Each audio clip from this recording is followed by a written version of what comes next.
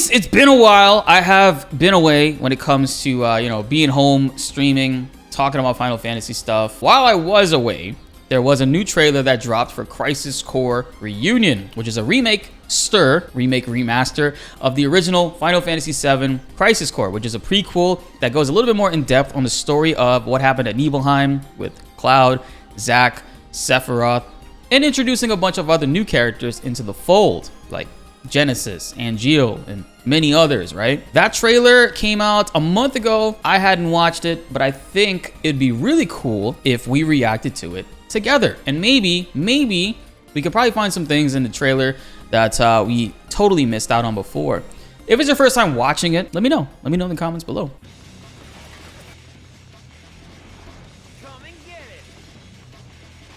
I always like the music in Crisis Core.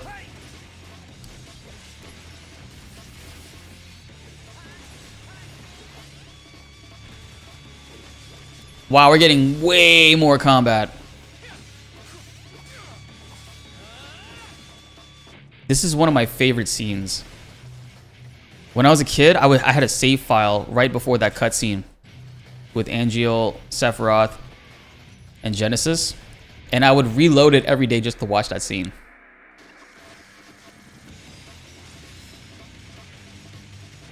It's a lot of gameplay, and it's hype. Holy shit, this is hype.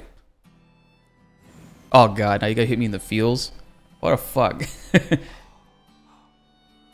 My friend, your desire is the bringer of life. Them dumb apples. You're a little more important than my sword. But just a little. A soldier trademark. Oh, you. Color of the sky, right? But not scary at all. Good news, Song. Me and Cloud. It means Angeal. I'm sorry, I don't want to rewind, but let's. Oh shit! They actually show Cloud in this. Good news, Song. Me and Cloud. I remember seeing that. Angeal The original. betrayed us as well. Angeal wouldn't betray us. Never. If people had wings, they'd be monsters. Wings. I saw this photo of Cisne and I had reposted it. Your glory, Wings. They don't symbolize monsters. your glory should have been mine. How petty. In hindsight, perhaps. What the hell did you do, Angeal? Well, look who's here. Depending on what happens, I may abandon Shinra. Angels dream of 60 frames. Please tell me. to be human. Legend shall speak of sacrifice. Dude, the graphics look so sick. Oh, no Tifa? Still no Tifa? December 13th, guys. We got less than 2 months. We got a month and a half until December 13th. And, you know, fingers are crossed that your boy will be able to get early access copy to, you know, Crisis Core. Bro, the first half of this trailer was just friggin' hype. Can we rewatch this with the volume louder? I love how they revamped the combo elements in this game. Sick. It'll be more fluid. You see what I noticed right here? Hold on, let me go back right here. The debuffs and the buffs, the same exact logos from Remake, right? This is the barrier logo, and this is poison to signify that Zack is currently undergoing like poison. And at this point, look, you got Cisne and Sephiroth in the DMW. That's exciting. Guys, how are you feeling about this? Will you be getting Crisis Core Reunion day one? Yeah, Genesis does have the opposite wing of Sephiroth. So that's the thing. I think, so Sephiroth has the right wing, Genesis has the left wing, and both wings are black. Angeal has a white wing. So he has the right side, but it's one white wing. Getting it after me, want to see if they fix the combat system. Hope you get it early so you can make a determination before release date. Trying my best, Joshua, trying my best. I'll be doing everything I can to see if I can get it earlier. So this way I can put out videos, I can stream it, and talk to you guys about the combat. But from what I've seen in these gameplay trailers and all that stuff, straight up, I can tell you right now, just by looking at this, the combat has definitely been improved. Zack has more strikes. He can cancel out of hits. to do like dodging, blocking, magic, evade. It's so good. Hopefully Square drops a demo. I could see them doing that. A demo of an hour of the first gameplay, and then your progress carries over into the full release when you purchase it. That's actually a really good idea for most game releases because it sort of gets a lot of players that wouldn't otherwise get the game, get into it, right? Like say like, oh, you download a trial, you play the first hour, and you like, oh, if you buy the game, you can continue from your progress.